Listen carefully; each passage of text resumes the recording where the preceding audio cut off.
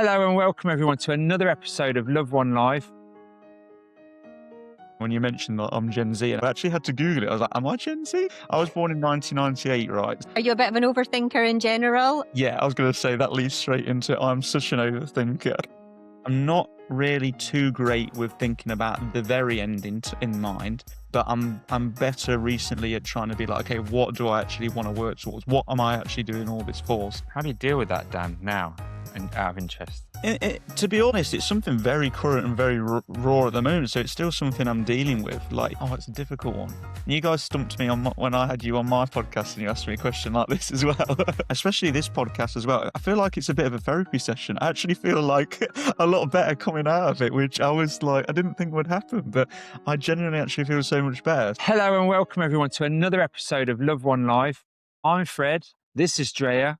And today with us, we have Dan Dennis, who is a really inspirational local businessman, entrepreneur. He's also Gen Z. And one of the things we're going to be talking today is around what is life like for people in Gen Z. They're different to older generations in the way they see life. And we're going to be diving into all of that content, aren't we today, Drea? We are. I'm looking forward to this. It was our first time on a podcast with Dan, and now it's his first time on a podcast with us. No, Go Dan. being a guest at the side. So Dan, No, welcome onto Love One Well- Live. Do you want to give us a little bit about yourself just to set the scene? Yeah, so hi guys, I'm Dan. I help people get in front of the camera for the first time and give business owners confidence and also teach them how to get on with video and marketing. I've also got my own podcast called the Video Marketing Toolkit, and this is my first time being a guest on a podcast. So super excited, but super nervous as well, actually, which I didn't think I would be. But when, it span around, like then maybe the nerves do kick in after all. This will be a really good example for you and a really good experience for you to be able to understand your clients even more now, won't you? I think that would be it. It's literally, I'm going to be sat in their position that are opposite me or my clients that are set into it for the first time. But yeah, it just feels weird because you kind of don't know, even though you've got the list of questions, you don't know how it's going to go, or you're thinking it's a different audience. So how are they going to perceive it? So lots of feelings, but really excited still at the same time. Lots of thinking going on there by the sounds of it. Yeah, lots of things. Are you a bit of an overthinker in general? Yeah, I was going to say that leads straight into I'm such an overthinker. And I think like what you mentioned as well about Gen Z and things, it might be a little bit of a reoccurring thing in the generation maybe as well. I know there's always been overthinking, but I think it's definitely shone to light more than nowadays than ever. But yeah, so guilty of that, honestly, really guilty of that. Why do you think that is? I don't know, because it's funny as well that you even put it into the beginning when you mentioned that I'm Gen Z. And I actually had to Google it. I was like, am I Gen Z? I was born in 1998, right? So for me, I feel like almost the time and social media moves so quickly now, and generations and media and what different people relate to in the generations move so quickly that the second half of Gen Z, maybe like the 2000s onwards, I still almost feel like the 90s kid, even though I was only like 2, whereas the other half of the generation still feels so much younger. I don't know. I think it always comes back to social media with like anxiety and overthinking thing, right? So maybe it's something to do with that. But I still definitely feel like there is a divide even in Gen Z, because I was still technically a little bit maybe before social media was a thing, even though I don't remember any of it. So who knows? So you're turning 28 this week, is it? Or just turned? Yeah, 28. So it's Happy crazy. birthday. Thank you very much. It's tomorrow. Yeah, literally tomorrow on the day of recording this. So I've got the day booked off, but we'll see how much time I actually get to do my own thing rather than actually working. Because it's always busy, but we'll see how it goes. And expand on that a little bit for people that may be watching that aren't used to running their own business and what you mean by whether or not I really get the day off. So when you sort of come into the idea of it being your own boss, running your own business, it's always very much, yeah, I can have all the time off I want, I can work my own hours. But really, especially in that sort of startup phase, what I've come to realise is that you don't really get time off and you are just working 90% of the time. But it is always still important to take back some of that time. And the work, I think, does feel like more of a hobby and a fun in a sense as well, which I think is really important to maintain if you're doing something fun, right? And I think because this has been my hobby and I have been able to turn it into a business, I've still got that element of it is fun. but you do sometimes wish you could, like, step back and sort of have some of your own time as well. I've run my businesses for many, many, many years, and so I have that kind of similar mindset. But I think you have to put a lot of that on yourself as well, because we do have the choice and we do have Yeah. the option, but we still apply ourselves maybe when we don't need to. Yeah, I think that's something I've learned in the past, even kind of few years of just taking a step back and going, I don't actually need to be doing this 24/7. I can give myself a break a little bit. Would you agree? 100%. And I think, again, it falls back into that overthinking element. I just recently started a little group called the Net Runners, where it's like running and networking. And I spoke about how I had a problem. I was feeling a little bit burnt out. And everyone turned to me and was like, "You realize you're just people pleasing, right? You're just doing it for the sake of doing it." And it kind of hit me. I was like, yeah, sometimes I feel like I'm overworking myself because I'm overthinking what people might think of me. And then Mm. I'm just putting more and more pressure onto me. How do you deal with that, Dan, now? And out of interest. To be honest, it's something very current and very raw at the moment. So it's still something I'm dealing with. Like even the past 2 months, I feel like start of the year, I've gone from maybe working a few 30, 12, 13, 14-hour days to like literally like now every evening there's something in my calendar to be doing. And it's kind of slipped in out of nowhere. And I'm kind of like, this wasn't just because I've had a week off over Christmas sort of thing. Like, where's this? Where has it all just magically come from? So why am I all of a sudden busy? So it's definitely something I put on myself. And I think sort of what I need to start doing is just grounding myself a little bit more, being realistic about people's expectation, not rushing and panicking. It's almost like that analogy of the duck, right? It's like calm on the surface and the legs are like going crazy underneath. Just being like, do I actually need to be doing everything right this moment, or can I just space it out and give some time back for Mm. myself? Do you have anybody around you that helps you with that? I mean, I know that because we're in a relationship and we work together, and so we can visually see each other slipping into that zone. Fred Mm. is working, maybe he's still doing something on the computer at about 7, 8 o'clock at night. He'll definitely have me like knocking on the door, going, what you doing? What's happening over there?" Yeah, it's our And time he'll now. do the same Like for me.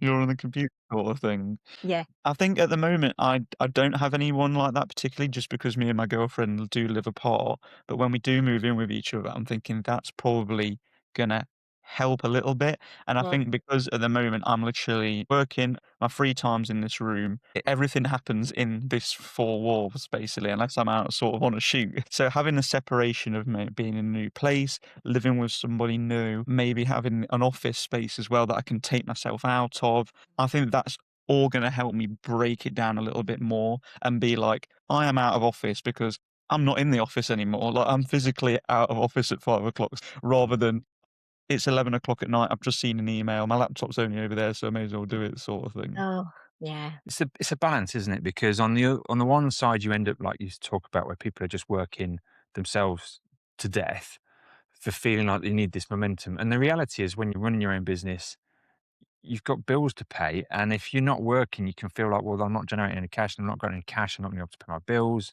and that's the reality. Whereas it's not understood by people in employment that running your own business can mean not earning sometimes in a month or the next month, and then you get paid maybe better the month after that.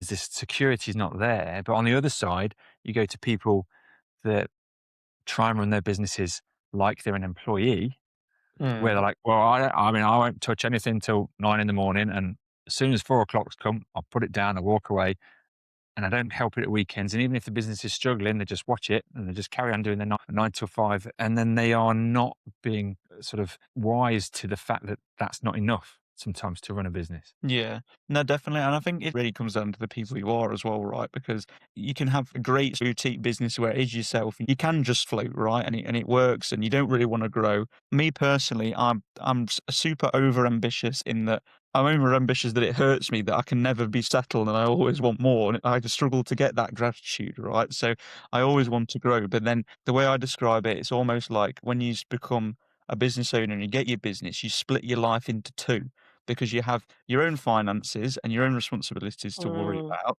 But then all of a sudden, you've got this separate bank account and these separate responsibilities and these separate incomes and outgoings to manage. You effectively, all that life admin you have when you were an employee, you've now True. got that times two. especially when you're on your own and it's just like, I've got so much more to deal with than what I had to deal with before and exactly the same amount of time. So yeah, Yeah. it's definitely a struggle. But then I also enjoy the elements of that struggle, and I feel like it wouldn't feel almost worth it, and it wouldn't feel like it was mine and my effort if that struggle wasn't there.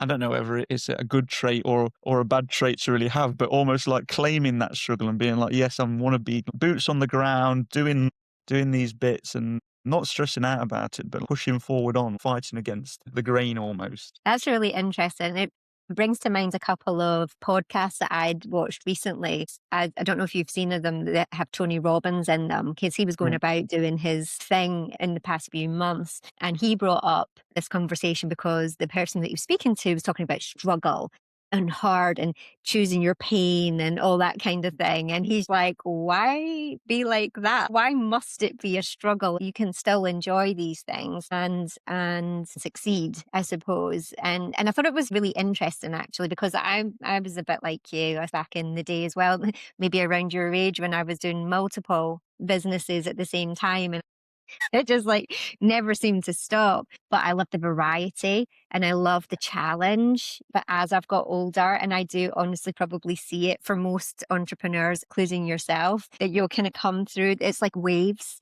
and you Yeah. come through this and you go, okay, I actually don't want the struggle anymore. I just want the benefits. But I also enjoy the entrepreneurial life as well. And it's not so hard on me anymore. And yeah, I think it's a journey. Yeah, definitely. And like some days I need to go out. I'm ready to really fight and struggle and want to do that all nighter and that all dayer. And then some other days, like, let me just book a holiday somewhere and let me just do it. Like, I just disappear. I'm done for a bit. But I think that's also the appealing thing of being a business owner as well, right? Because if you like that struggle and that hustle mindset and that sort in that 110% every day, you can then reap the benefits of, do you know what? Let me just out of office, let me book that holiday and let me just chill out for a week. Mm. But I think you're right in that I think it's good to have that balance, and you got to enjoy each bit of that ride, right? Rather than punishing yourself for not doing enough work or constantly putting yourself down. You've got to sort of have the yin and the yang and enjoy everything that you do in it, rather than hurting yourself or punishing yourself in what you're thinking and how you're acting. There's a couple of points there I was going to bring up, and I want to come back to the journey piece, Mm. if you could bring that up in a minute. But I want to go back to this resilience piece that is really talking about the challenges you face. And I think I've certainly adapted and learned more over the last few years. You know, when you go through a period in life where your confidence is not maybe a set back a little bit, and you want less challenge, you want less problems. And I think a lot of people, and I think the young generations are also affected by this. They've got this stuff being broadcast at them. That, look, there's all these people with perfect lives out there.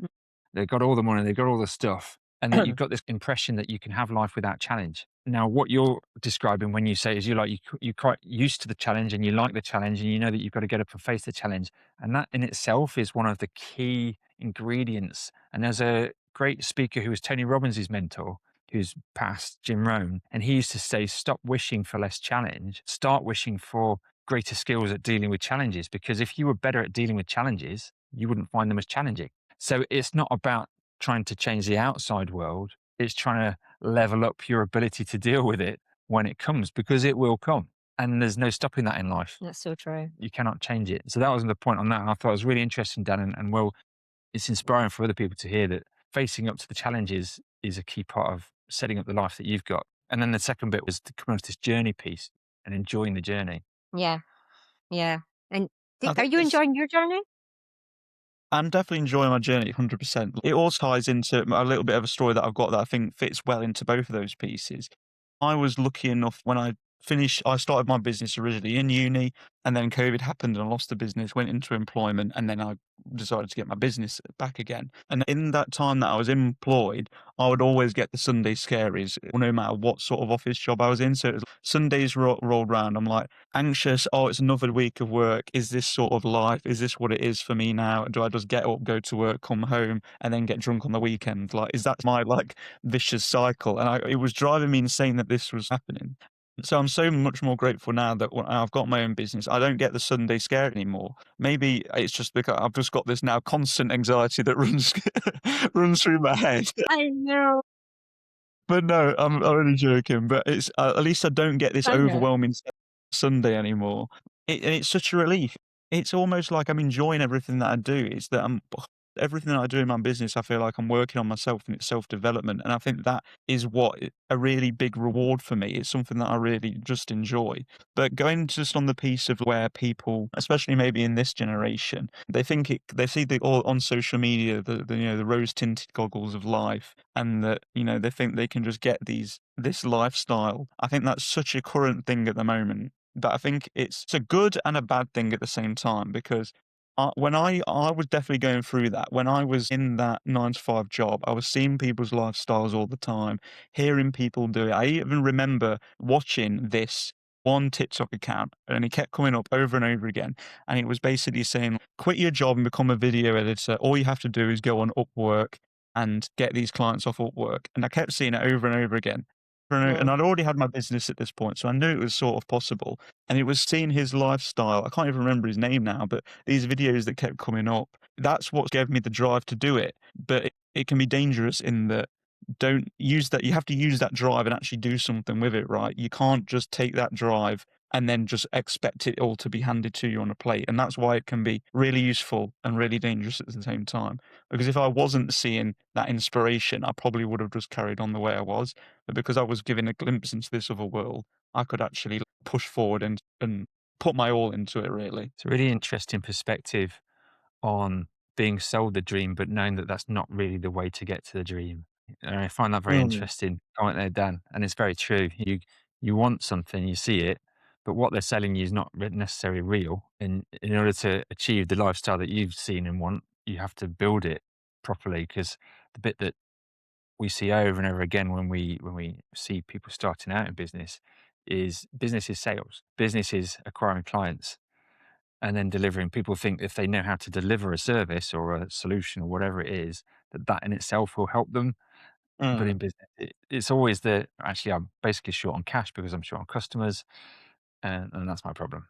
Totally agree. Yeah, interesting. So we've got some questions for you, Dan. Ray, do you want to talk about the stat on 70% of people in your generation aren't interested in job titles? And the reason this is surprising to people Mm. that are older, not as business people, but as most people are employees, statistically, is our generations and the older ones grew up very much where title was status. And as employers, you can use it to your advantage. You know, you can give somebody a very modest pay rise, but give them a fancier title, and that will often Mm. keep them happy as opposed to the true value, which is the paycheck going home with them. Whereas it seems if 70% of your generation aren't interested in job titles, they're more interested in freedom and lifestyle, And then that work-life balance, yeah. and work life balance, then potentially that undermines it. Did you want to add to that? No, I think you said it right. It says like 4% of Gen Z say senior leadership is not the goal. So like it's the freedom, and I mean that's No, great. sorry, 4% is the goal. No, is the goal. Yeah, yeah. Say that again. No wait. Yeah, because otherwise Yes, that's 94% of right. them would want leadership, 6%. Okay. Therefore, Yeah, that's about right. Basically only 4% of you guys want leadership. it's an awkward one, because I think maybe it goes back to a little bit on that whole, like, am I on the cusp of Gen Z? So I'm not fully in like, which part of Gen Z I am in and stuff. But when I was going through uni, growing up, in an employment, it was almost like I've got to climb that ladder. I've got to be a manager, I've got to have people under me. I've got to then be a director. And it started like that, but then it was only since I started then dabbling in that when I was in employment did I then think, is this then the actual goal that I want to get to? So I guess Mm. you ask, is it people that nowadays are finding it midway through their employment and then being like, oh, actually, I don't want to do this anymore, or is it happening from the get go? Probably a little bit of both, but I definitely had me question, do I really want to strive to those titles and those jobs as I was getting closer to it? But then now I've also took a step back and started my own business. I'm now ready to explore that again and have that responsibility again, sort of thing. So I think it's definitely an interesting one, but I do think there's loads of other things out there, like through media, social media, where now people do just they crave something a little bit different, apart from Mm. like the rigid capitalist life that maybe people have Mm. been drawn to before. I mean, of the three of us sitting here, I know that I personally wasn't driven to become leader and I'm not Gen Z. I wasn't. No, I know it's surprising, isn't it? Are you sure? I know. Just a little bit before Dan I was born, but I was never wanting to create those titles, then I've never been materialistic either. I've never wanted to have the biggest house on the street or have the coolest cars or the most expensive anything. I'm not driven that way. But I know that you have a different experience as well because you have worked in larger companies, you have worked your way up, you have moved from like two different companies. And I know that there was a time when that was a goal for you. And around the time when we met, one of our first conversations when we first met was about that you wanted to run your own business. That's right. Well, I went through normal corporate. I came out of university. I was in engineering. I climbed up, and I did it. Done. I rose and I climbed up to being a director, and then I realised myself like I was still not happy, and I was still getting my ass kicked by shareholders, and it was just a different kind of ass kicking than when I wasn't the director. So I then at that point looked around and thought the people that really seem to have the best lifestyles are the ones that own businesses, not the ones that are employed in businesses. And I think that's when we came up with that. But certainly the leadership titles when I was going through my career were really important to people. And I know how it gets used in larger companies. You know, titles are everything. And it's so indoctrinated into the larger companies. Not that this is a conversation about that particularly, but people scoff and laugh at people if they haven't included their title on their email or something. Mm. Yeah. You're like, "Ah, didn't even have a title on his email." Blows my mind, Who's all this that guy? jazz. Blows my mind. Kind of peasant. So yeah, so it is really important. So which is when I went independent, and I would joke, wouldn't I, about titles? Should I call myself Chief Bigwig, you know, or should I be like King Dingaling? What you And I think the just world's use that your as my oyster at that point, right? yeah, like that. I use that as my job title on LinkedIn. And of course, since then, and since I left employment, whereas an MD was a title that meant you know you were running a company, pretty much no one uses that anymore. It's everyone's a CEO. CEO. And now everyone that was a marketing manager is a CMO, and everyone, you know, everyone is using these C-level things that were really designed for large multinational corporations, and everyone's using them in business now. It's the way. But not that we're here to talk too long about that. But it is an interesting, Mm. it's an interesting perspective. And what does it mean when you talk about those titles to your generation? If they're not connecting with those titles because they see them as less relevant to them, Mm. Mm. it, So and well, I what just crosses my mind really is that it might even just because I've got the marketing goggles on constantly, right? But it's kind of I like a know. form of personal branding, whereas before that's your personal branding within a company, and that's what you use to really represent yourself and talk about yourself. Whereas nowadays people have got so many other tools to brand themselves and have their creative spin on things and represent themselves. Maybe they're more drawn to other methods like posting on LinkedIn, making videos on Instagram and things like that rather than like they've got other tools rather than just their title on the roster sort of thing. Yeah, I hear you. I'm going to take this podcast back to what I feel like a lot of it's about. And I want to know, what do you do, Dan, living intentionally for yourself? You talk about all your work and how hard you're working and what you're doing and the challenge and the stress and the struggles. How do you live intentionally right now? How do you mean intentionally? Sort of like in the moment or Yeah, I suppose, like, what are you doing for yourself where you're taking the time and you're thinking, this is an intentional path that I'm on, or this is intentional that I'm doing it for myself, or I'm doing it for my business. What intentionality comes into your life right now? just add a context to that, Dan, before you answer, just to think the intention is I know where I want to go and I'm on a path to being there. And it's okay because if you think actually sometimes we're off that path Mm. and we find ourselves over grazing in a field somewhere where we've stopped because opportunities come and we're there. And then after a couple of years, we look up and go, what am I doing in this field? I was heading that way. So that's living with intention is always knowing where you're going. So describing if and how you are living with intention. I think as like an overall aspect, I think I've always lived quite intentionally, but only within the next year or two, if that makes sense. I'm Yeah. like I'm not really too great with thinking about the very end in mind, but I'm better recently at trying to be like, okay, what do I actually want to work towards? What am I actually doing all this for?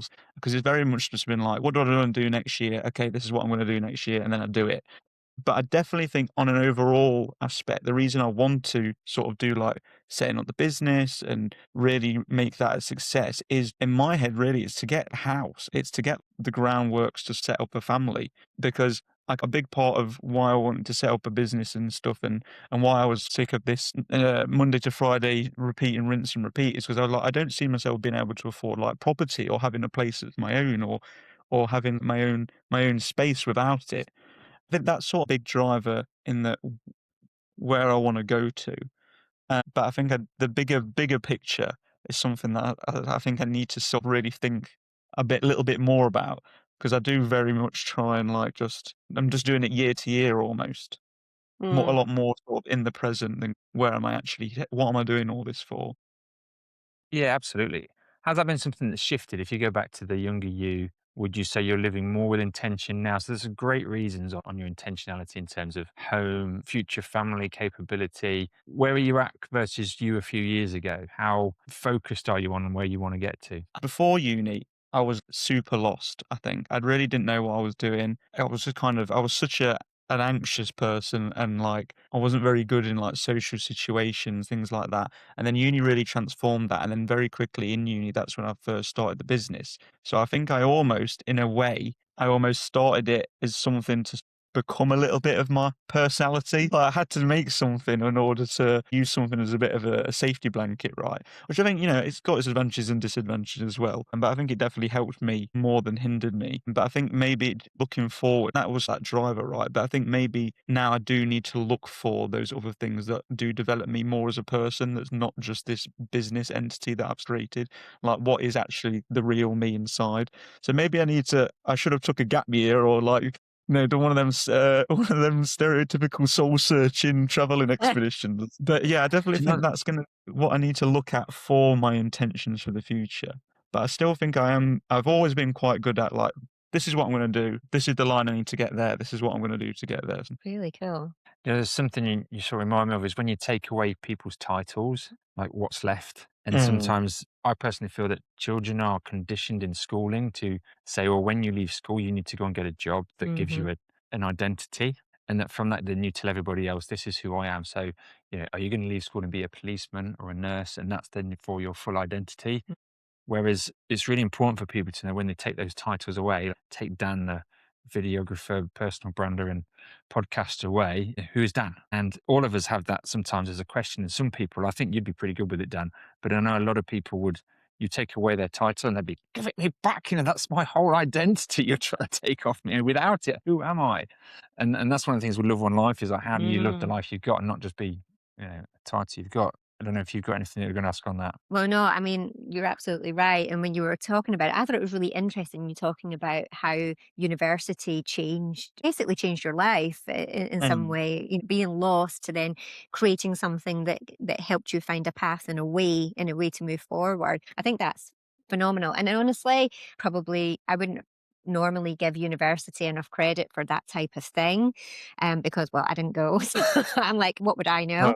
Well, to be You honest, it know? wasn't the university. It was the fact that I was taken away from my parents and just put in with a load of other young kids, right? That's what did it. It wasn't the uni at all that did it. It was just that I was on my own in the middle of nowhere, Well, that's sort of. great, and that's part of it, the university experience, isn't it? It's the experience and the environment that you're put right regardless of what that environment is or what you call it, and so I think about our own kids and think, "Oh, okay, I can see more why that would be something that you'd wanna do now, actually, Mm. versus the other way." But the other thing that we were obviously touching on there was who is Dan and who is Dan really? And when Fred asked me that question several years ago, and when you took away what my job was or what my business was and what my role was, and I was in tears, Dan.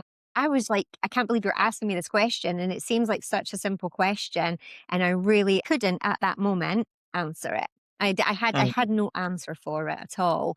It's a really good like star to aim for is to always know who you are without everything else around it, like without Andrea being the marketer, because everybody would say, oh, you're like the marketing girl or the SEO girl or you're one of those things. And over the years, because of that question that you asked me, I've stopped titling myself anything really. Like I don't want the titles anymore because I actually really need to know who the heck I am I without think all that's that. so I remember you saying about it before, and it resonated as much with me then than it does now because I still think it's something that I'm massively got to work on. Because if you took that title away from me now, I literally wouldn't have an answer for what you like. It's crazy. Sometimes it's a It great is, exercise, Dan, is literally get yourself a piece of paper, write down who is Dan, question mark, and then say like, I'm not allowed to write videographer or I wouldn't either. He's like, it's a really good exercise if you want to have a cry. yeah, when you really wanna, like, it's get about knowing the emotional. core. It's about knowing the core person and then building around and seeing these because these are things we swap out right in life. Job titles, things we're doing, we swap them. You know, some people stick at one thing. For some people, that's fine and that suits them. It's never suited me. You know, I'm not a one title through my life kind of guy. So it's knowing that if you're more comfortable with the core you, you'll have much less issue with. Actually, I just need to level up, change who I am, what I'm doing, and having another thing in my world without feeling like I've just literally ripped myself apart. Yeah, so where do you think that comes from? Because, like, I'm thinking to, like, my parents and stuff and the rest of my family, and I really don't see anyone else maybe with those traits. But I'm thinking then, do they put themselves in other boxes with other titles that aren't necessarily, like, work related? Or is it, like, kind of something that is a byproduct of, like, climbing a career ladder? Like, is it just general? But I guess it could be a few different things really, couldn't it? I mean, this is an area and a subject matter we've just delved into slightly that I find quite interesting personally, and it's we all have an ego, and people don't like the word ego because it's seen as a negative thing. But let's assume that Yeah. if you use the word I on that basis, and this is lines with Eckhart Tolle's books like Power Now and A New Earth type stuff, which is very much helping you understand your ego. And if everyone has an ego, there's the personal ego. But then let's say outside of work, there's the things people assign to. So maybe they're part of a religion. They might go to a local church. They might assign with a local bowling club. They might be part of a football club, maybe support a Formula One team, maybe support a political party. They'll be associated with the country they live in. So what you end up with is there isn't the single ego of there's the I who might be a nurse, I might be a doctor, and this is how I value myself and I think of myself, my status.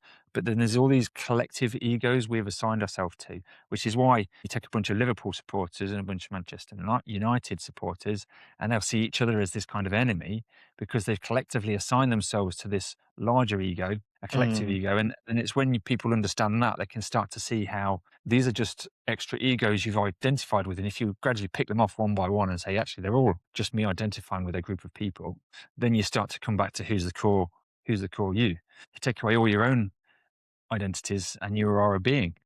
And then trying to figure out who's that being and what does that being want to do. And that's where I find that quite an interesting journey. Yeah, and I also think that when you strip it away, like who am I? Well, I find it a really tough question to answer, but I suppose I find it easier to answer like what my values are and what my value sets are, and then kind of go from there. Like thoughtful or considerate or kind or nice person or this, whatever. I'm not just a mum or I'm not just a wife and I'm not just a, Mm. whatever group that would like to claim me. But equally, they are labels too. So you're going Yeah. to look for other people that are considerate and kind, and so then you form a new collective ego group Oh, of the people that, kind people. and we don't like the arrogant, No. egotistical group. So then you Yeah. automatically then a new group forms, and Yeah. that's what it is. Over to you, It's Dan. What do you? crazy. It's What do like you you almost it's like you can't escape it though, isn't it? It's like this thing that's there, but then it's almost then you can't escape it no matter. No. So I guess the best thing to do is put you maybe in as many groups as possible. Mm. Almost flip it on its head and be like, rather than solely dictating your life to be that one group or that one title, be in as many as possible so that the lines become blurred almost. That's probably I the like that. way I of like the way that. It's of doing far it. easier. You're Because absolutely right. It's otherwise pretty you just drive impossible. yourself mad. It's pretty impossible not to get assigned and have an ego because everybody has an ego. It's I think the first step is just being aware of it so that then you can be aware of yourself sometimes and think, oh, I'm getting really defensive about Liverpool's just lost that game to Man U or whatever it is. Yeah. I've got really hung up about it when in reality, it's just because I've assigned myself to the Liverpool ego collectively that this is causing me pain. If I just take a step back, I don't need to be feeling any of this pain. This Mm. is a pain that I'm choosing. It's actually something you've all just put on yourself, which I think is a really that's the powerful tool. Actually, yeah, you're right. It's taking that step back and being like, "This is a pain that I'm putting on myself. Why am I actually bothered about this?" Which Yes. that's the true power, isn't it? That's the true sort of catalyst there. So you're an inspiration for people both your own age and younger, and often older people who will be in jobs probably as well, Dan. One of the things you've been doing this year is getting quite active. And do you want to take people just quickly through what you've done and why you started it? I've become a run bore, that's it now. All I talk about is running. Who That's inspired you why to start? it was my friends really. So it's a bit of a funny story in the way that they started running probably a year before I did, and they were like, "Come on, Dan, start running! Like, start running with us." I'm like, "I can't run. Like, that's not me. I'm never doing that." And then I then started, but they all then got injured and stopped running. So now I'm just like in my friend group. They all kind of stopped, and then I was just there. I was like, "Oh, this is great, isn't it, guys?" And they were all getting jealous then because I could run and they were all injured. So that's how it really started. I did like couch to 5K, and then I was getting bigger, and then I did a few. In fact, I wasn't really only just running 5Ks at lunchtime. Really, I was getting bored of the gym, so I was just running more at lunchtime just to stay fit. And then I was doing that for a year, and it came to December last year. I was talking to this guy, potential client, and he was like, "Oh, I've signed on for a marathon," and I was like, "Do you know what? I'm going to sign on as well and do it. Why not? That sounds fun." Shows to the client that I'm committed, but also it's like I can do it as myself, right? I can do it for my own thing. So then I'm thinking about doing this run, and then all my mates were like, "Oh, you won't be able to because it's in February. You won't be able to do it in 3 months. You're not going to be able to train for a half marathon in 3 months. It's far too late." And that was then I was like, "Well, I'm showing you now. That's just giving me the fuel I needed to just commit to it and be like, I can get this done." But it's just been fun documenting. I've actually really enjoyed it. I've never really been into sports. Even when I went to the gym, it was always a chore. So this is the first real sport activity that I'm actually really enjoying, just going out and doing it. But it comes with its issues in that I always end up hurting myself. Like my foot's always hurting or my knees are always hurting. So, but no, it's just been a really fun journey. Wow. Anybody who talks about doing a marathon to me, I'm like, "Are you okay, hon? Yeah. I, Are you okay?" even the idea of a marathon at the moment for me is like, no way. Half was enough for me. But doing double that, I'm like, how? How do you have legs afterwards? Like, how can you walk afterwards? It's ridiculous. We recently went to a corporate event where their Mhm, coach, who coached Eddie Izzard to do all of his marathons, and David Walliams to do his swimming, and I think Davina McCall to do some mhm. of her swimming. So he's done a lot of work with both prolific athletes and these celebrities. And when he met Eddie Izzard hadn't done any running. And it wasn't very long until he had to start doing, and he did something like 43 marathons in something like 50 days. I think they're the numbers. Mm, And it's staggering what the human body and the human can do mm. when driven by this and pushed along and encouraged by somebody else. I think it just blows your mind because I'd sit there thinking, like you, half a marathon sounds horrific. One sounds terrible. 43 in 50 days. What are you talking about? What? But it's true. Gotta It's be for all charity. yeah. So the external pressures, but also like the Yeah. internal pressures that they help to drive as well. It's all a mental game. Let's get down to our last question for you today, Dan, which is what does living your best life mean to you right now? Living my best life means to me, I think, oh, it's a difficult one. You guys stumped me on when I had you on my podcast and you asked me a question like this as well, but Yeah. it has stumped me. I think what it looks like is very like friends and family based. So like I really do love my friends and family, and I think the intention of doing most of this probably always comes back to them in that I just want them around me constantly all the time. So I think it means a lot to get up in the morning and put yourself through these daily challenges to ultimately get to that. Like the simplest form for that for me at the moment is working these hard weekdays. So when it comes to the weekend, I can be with my friends and family and absolutely have an amazing time. And I think even as a business owner, right now, I still do that. I still work hard during the week and then really have loads of fun at the weekends with what it means to me. So I think, yeah, that's kind of what it looks like to me at the moment. Amazing. Thank you so much for your time today. We really, really appreciate it. I know that we're probably keeping you from overthinking or Yeah, I've got some overthinking to be getting on with, guys. I know, Come on. like, come on, Andrea, let's go. I really appreciate you coming on, and I hope that your first experience on a podcast on that side of the desk has been good for you and you've No, enjoyed it. I really have enjoyed it. And thanks so much for having me on. And actually being a guest especially this podcast as well. I feel like it's a bit of a therapy session. I actually feel like a lot better coming out of it, which I was like, I didn't think would happen, but I genuinely actually feel so much better. It comes back to that age-old saying of a problem shared is like a problem halved, and just speaking about what's on your mind, it feels so much better. So thanks you guys for having me on, just giving me the ability to do that. Dan, just again, reminders where people can find you if they're looking for somebody with videography, podcasting, and personal branding. Yeah, definitely. If you need anything to do with your personal branding, digital marketing, video podcasts, anything at all, check me out on LinkedIn. My name's Dan Dennis. My company, I've also had a new rebrand. We're called Video Formula now, so www.videoformula.co.uk, and we help people all over the UK, especially if you're in the Midlands area. So yeah, hit me up. Awesome. Dan, thanks so much for joining us on Love One Life. I think that's been a really, really valuable podcast that we're going to really enjoy sharing and giving people kind of inspirational content and how they can look at their own life, tips and tricks from all of us and what we're doing. I'm Fred.